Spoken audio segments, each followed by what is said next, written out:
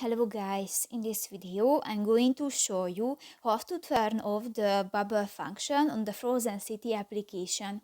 But first of all, I just want to mention, please don't forget to subscribe to our channel, because at 100,000 subscribers we are going to show you our YouTube revenue statistics and growth strategy how to make money online. So let's jump into it. First of all, open the application on your device.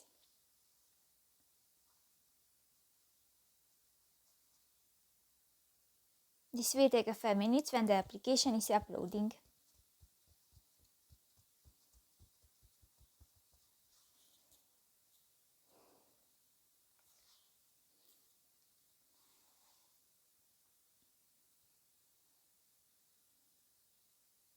Click to the settings icon at the right side of the screen, and here you can find the bubble function, and if you want to turn off, just click to the off button and done. So that's pretty much it for this video guys. See you in the next one. Bye bye.